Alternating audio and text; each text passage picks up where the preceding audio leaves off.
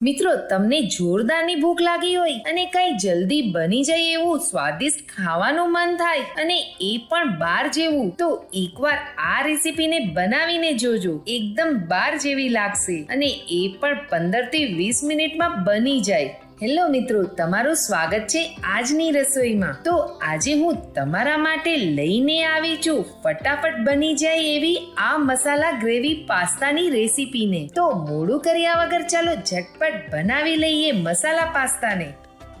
મસાલા gravy pasta બનાવવા માટે 5 થી 7 તાજા ટમાટર લેશું, 2 મોટી ડુંગળી, 10 કળી લસણ, 1 આદુનો ટુકડો, 5 થી 6 લીલા તીખા મરચા, 1 ચમચી ગરમ મસાલો, અડધી નાની ચમચી હળદર, સ્વાદ પ્રમાણે મીઠું, કલર માટે 1 ચમચી લાલ કાશ્મીરી મરચું, 1 ચમચી ધાણા જીરું અને 1 બાઉલ પાસ્તા લેશું. જો તમારે થોડો મીઠો સ્વાદ જોતો હોય તો અડધી ચમચી ખાંડ લેશું. તો સૌપ્રથમ ટમાટરની પ્યોરી કરી લેશું. ડુંગળીને એકદમ બારીક ચોપ કરી લેશું. મરચા, આદુ અને લસણની પેસ્ટ કરી લેશું. હવે કઢાઈમાં 2 મોટી ચમચી તેલ મૂકીશું. તેલ ગરમ થાય એટલે તેમાં મરચાની પેસ્ટ, આદુની પેસ્ટ, લસણની પેસ્ટ નાખીને સાતળી લેશું, જેનાથી તેનું કાચાપણું દૂર થઈ જાય.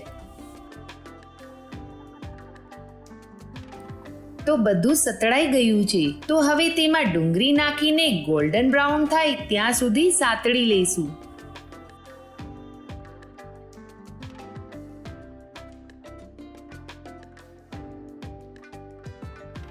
ડુંગળી ગોલ્ડન બ્રાઉન થઈ ગઈ છે. તો તેમાં ટમાટરની પ્યોરી નાખીને તેમાં થોડું પાણી નાખી દેશું.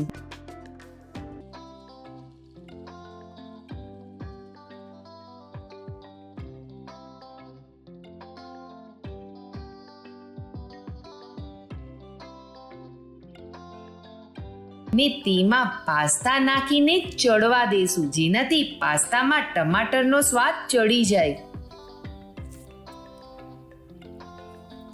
આ જ રેસીપીની ખાસિયત છે કે પાસ્તાને સાદા પાણીમાં નહીં પણ ટમાટરની પ્યોરીમાં બાફવાના છે.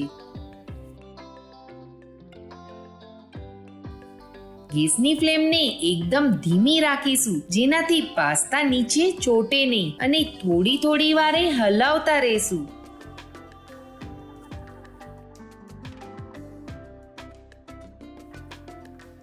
જો પ્યોરી ઘટ થઈ જાય અને પાસ્તા બફાયા ના હોય તો તેમાં થોડું થોડું પાણી નાખતા જશું.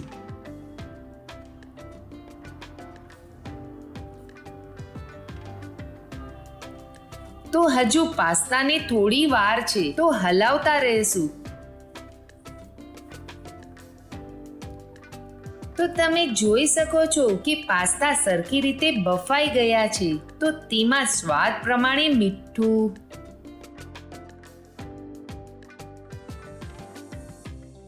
હળદર, મરચું,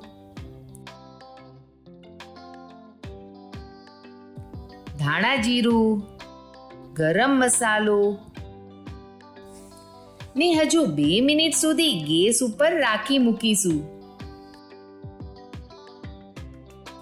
તમે આની અંદર 1 ચમચી ટોમેટો કેચઅપ પણ નાખી શકો છો. આ ટોટલી ઓપ્શનલ છે. તેના વગર પણ પાસ્તા ખૂબ જ સરસ લાગે છે. બાઉલમાં નીકાળીને સર્વ કરીશું.